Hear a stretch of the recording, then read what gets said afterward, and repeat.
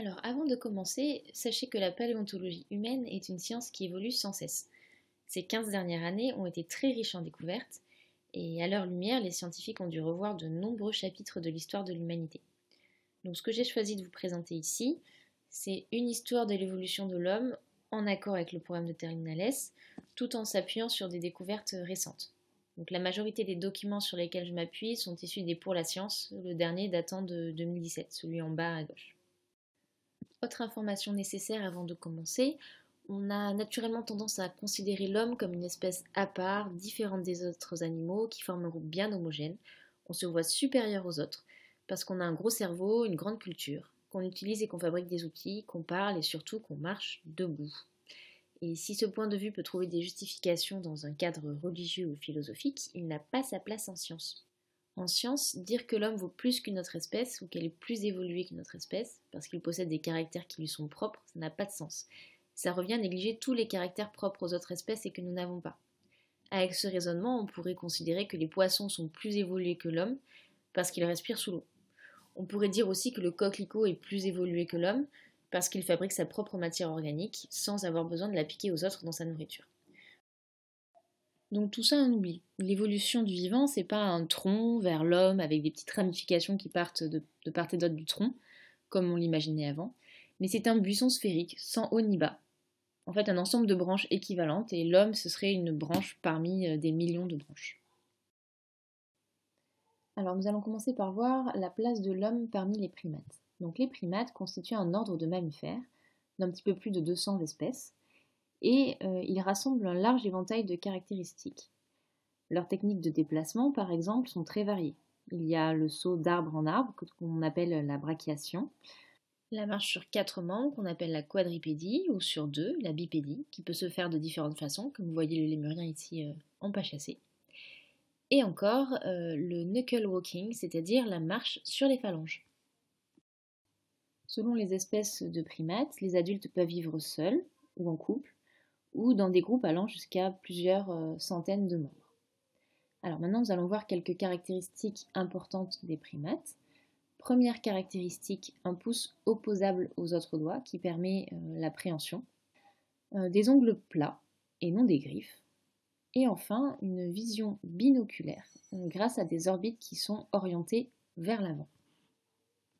Alors si on regarde la classification précise des primates, les primates sont des eucaryotes, puisqu'ils sont formés de cellules qui possèdent un noyau et des organites. Ce sont des animaux ou métazoaires, ils sont pluricellulaires, hétérotrophes, ils sont capables de se déplacer. Ce sont des vertébrés, puisqu'ils possèdent un squelette interne osseux, formé notamment d'une colonne vertébrale. Ce sont des tétrapodes, puisqu'ils possèdent 4 membres en 3 parties. Ce sont des mammifères, puisqu'ils possèdent des poils et qu'ils allaitent leurs petits. Donc on a vu différents types de primates, on a vu qu'il y en avait plein, plus de 200.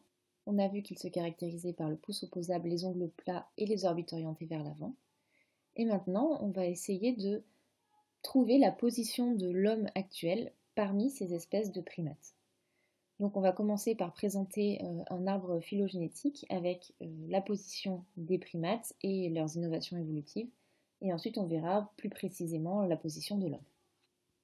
Donc voici ici la position des primates avec en rouge, la présentation de quelques innovations évolutives, donc le pouce opposable, ongles plats et les orbites vers l'avant, et en violet, le dernier ancêtre commun. Et on estime que cet ancêtre commun date d'il y a entre 65 et 50 millions d'années. Alors maintenant, nous allons voir les caractéristiques des hominoïdes. Donc les hominoïdes, ce sont une superfamille de grands singes avec hommes, gorilles, chimpanzés, orang-outans, gibbons et bonobos. Ils se caractérisent notamment par l'absence de queue, un nez à la place d'une truffe, des narines rapprochées et une pratique plus ou moins partielle de la bipédie. On peut rajouter donc sur ce document l'ancêtre des hominoïdes avec les innovations évolutives associées. Maintenant, nous allons comparer l'homme et le chimpanzé. Alors, entre l'homme et le chimpanzé, donc chimpanzé au sens large, qui inclut donc les chimpanzés au sens strict et les bonobos. Donc si on compare sur ce document les différentes caractéristiques, en commençant par le crâne, nous voyons que la face du chimpanzé est prognate, celle de l'homme est plutôt orthognate, c'est-à-dire verticale. Ensuite, la capacité crânienne du chimpanzé est beaucoup plus faible, à peu près 380 cm3 contre 1550 pour l'homme. Pour le bourrelet susorbitaire, c'est-à-dire juste au-dessus des yeux, il est présent chez le chimpanzé et absent chez l'homme. Ensuite, au niveau de la forme de la mâchoire, nous avons une forme en U chez le chimpanzé et une forme parabolique chez l'homme. Et la position du trou occipital, elle est plutôt reculée chez le chimpanzé, tandis qu'elle est centrée chez l'homme. Ensuite, si nous concentrons sur les membres, nous voyons que le membre inférieur du chimpanzé a un fémur plutôt vertical, tandis que celui de l'homme est oblique. Pour les pieds, on a un gros orteil opposable chez le chimpanzé, tandis qu'il est parallèle aux autres doigts chez l'homme. Ensuite, le bassin, si on regarde la forme des os iliaques, le bassin est allongé et étroit chez le chimpanzé, alors qu'il est large et court chez l'homme. Enfin, le chimpanzé possède une seule courbure au niveau de sa colonne vertébrale, alors que l'homme en possède 4. La plupart de ces caractéristiques nous permettent de comprendre pourquoi l'homme a une station bipède et que le chimpanzé a une station bipède temporaire et il est plutôt arboricole. Par exemple, si on se concentre sur les pieds, quand on a des pouces opposables au niveau des pieds, on peut s'agripper aux branches, tandis que des pieds avec des pouces alignés, c'est beaucoup plus adapté pour la marche. Alors malgré ces différences anatomiques visibles, qui s'accentuent en plus avec l'âge, les génomes de l'homme et du chimpanzé se ressemblent fortement, 98,5% de similitude, avec quelques différences visibles sur leur karyotype, mais vraiment pas beaucoup. Vous voyez une fusion de la paire 2 de chromosomes, donc l'homme possède 23 paires alors que le chimpanzé en possède 24. Il y a également quelques réarrangements chromosomiques, par exemple toutes les portions qui sont en bleu, c'est des portions qui sont identiques chez les deux espèces mais en orientation inverse. Et enfin, les portions rouges n'ont pas d'équivalent chez l'une des deux espèces. Alors, comment expliquer les différences anatomiques alors qu'il y a si peu de différences au niveau du génome? Eh bien, on peut s'intéresser pour ça au développement pré- et postnatal de l'homme et du chimpanzé. Donc, le phénotype humain, comme celui des grands singes proches, s'acquiert au cours du développement pré- et postnatal sous l'effet de l'interaction entre l'expression de l'information génétique et de l'environnement. Donc, chez le chimpanzé, comme chez l'homme, on reconnaît les mêmes phases du développement que vous pouvez voir ici sur le document. La phase embryonnaire en premier lieu, que vous voyez en haut en rose pâle, suivie de la phase fœtale en rose foncé. Ensuite la phase lactéale, c'est-à-dire la phase des dents de lait, que vous voyez ici en bleu. Puis la phase de substitution, c'est-à-dire le remplacement par des dents définitives, celle que vous voyez en vert. Donc, à partir de ça, on peut comparer le développement de l'homme et du chimpanzé. On remarque par exemple que la forme du crâne chez le fœtus du chimpanzé et chez le fœtus humain est très semblable, et qu'il y a un ralentissement, presque un arrêt du développement de la forme du crâne au cours de la croissance de l'homme. Finalement, la comparaison des développements de l'homme et du chimpanzé laisse supposer le maintien chez l'homme adulte de caractères qui sont plutôt juvéniles chez le chimpanzé. Donc le crâne que nous avons vu avec le trou occipital centré, mais aussi le comportement avec jeu qui se développe chez les humains même à l'âge adulte et qu'on perd chez le chimpanzé. Et on parle de néoténie pour cela. Et ce phénomène s'explique très vraisemblablement par une modification de la durée et de la vitesse du développement au cours de l'hominisation. Donc cette modification, on suppose qu'elle est liée à la chronologie d'expression de certains gènes du développement, et certains de ces gènes ont été identifiés et placés à l'endroit de la phase de développement qui correspond. On prend un exemple simple, l'expression du gène FOXP2 qui se fait pendant la phase lactéale. On a deux séquences qui sont très différentes, et chez l'homme, l'expression de ce gène permettrait de développer les fonctions linguistiques. Ce n'est pas juste ce gène qui permet de parler, mais il a un rôle important dans le langage. Donc avec tout ça, on peut dire que l'homme et le chimpanzé sont très proches.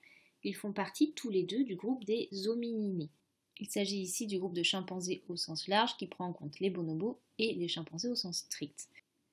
L'homme et le chimpanzé ont donc un ancêtre en commun, qui ne ressemblaient du coup ni à l'un ni à l'autre, tous deux ayant évolué depuis leur séparation en deux groupes distincts il y a 7 millions d'années. Et cet ancêtre portait les caractères aujourd'hui partagés entre le chimpanzé et l'homme actuel. Nous pouvons donc reprendre notre arbre phylogénétique et placer l'ancêtre des homininés qui correspond à une sous-famille de primates.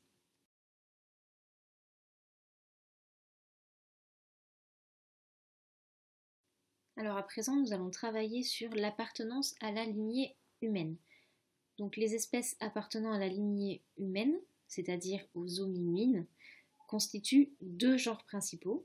D'une part, les australopithèques et d'autre part, le genre Homo.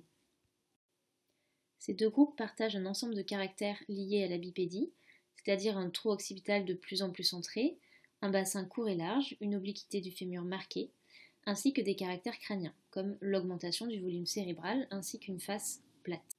Alors bien sûr, la démarche entre l'australopithèque et l'homo a vraiment changé. Là, nous voyons une démarche d'australopithèque avec un déplacement sur les arêtes externes des pieds et les genoux vers l'extérieur. Ici, avec l'Homo erectus, on voit que la démarche est différente. Les genoux sont un petit peu plus rentrés. Et bon, la démarche n'est pas très élégante, mais elle permet la course notamment. Donc ensuite, nous pouvons représenter tout ça sur l'arbre phylogénétique suivant, avec l'ancêtre des homininés, qui correspond à une tribu, et les caractères partagés que nous avons représentés en rouge. Il nous reste enfin à voir l'appartenance au genre Homo. Donc le genre Homo regroupe l'homme actuel ainsi que plusieurs espèces fossiles, donc aujourd'hui disparues. Vous voyez quelques exemples ici avec l'homme de Néandertal, l'Homo erectus et l'Homo habilis.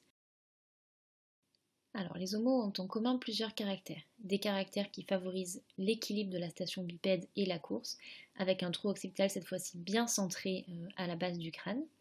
Ensuite des caractères reliés à un développement cérébral, avec un volume céphalique important.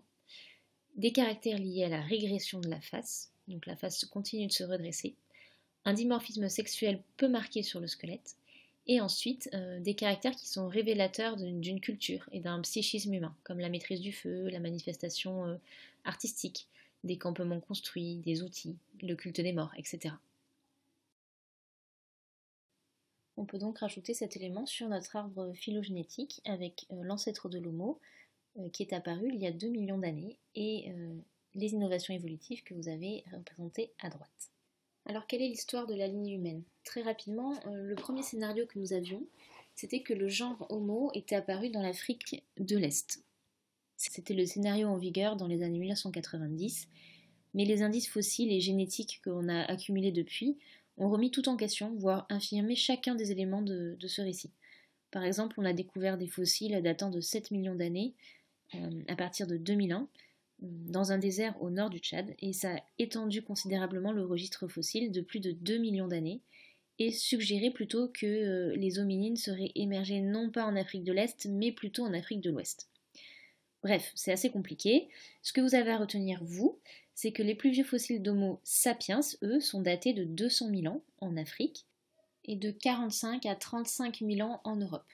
Et on pense en fait qu'une petite population d'Homo sapiens aurait colonisé toute l'Afrique, puis serait passée en Europe et en Asie, en remplaçant progressivement les populations d'Homo des autres espèces qui y vivaient déjà, avec plus ou moins d'hybridation avec elles.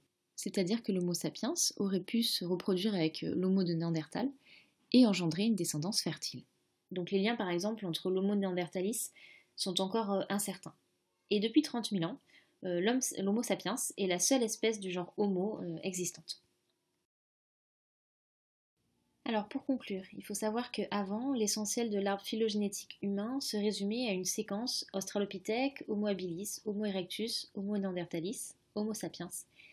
Et en fait ça c'est faux, c'est vraiment faux. Il n'y a pas eu du tout une évolution simple et linéaire, puisque les nombreuses formes fossiles qui ont été découvertes en Afrique, et ailleurs d'ailleurs, ont balayé totalement cette vision. Il ressort plutôt qu'à diverses époques, plusieurs espèces d'hominines ont vécu simultanément et se sont croisées. Donc si l'on veut construire un arbre de parenté avec ça, eh bien c'est très compliqué, puisque en fait l'arbre de parenté ressemblerait plutôt à un buisson, dont la restitution est de plus en plus complexe, pour plusieurs raisons. Les fossiles sont incomplets, peu nombreux, on continue d'en découvrir régulièrement, et les caractères morphologiques sont souvent très ambigus. Donc voilà à quoi ressemblerait plutôt notre arbre, et nous pouvons récapituler tout ça avec l'arbre de phylogénétique qu'on a construit depuis tout à l'heure. Et vous voyez en bas, au niveau du genre Homo et du genre Australopithèque, tout est représenté sous forme de petits pointillés et de points d'interrogation. On ne peut pas faire de ligne droite en fait, il faut bien retenir que c'est quelque chose d'encore hypothétique et qui peut encore changer, évoluer.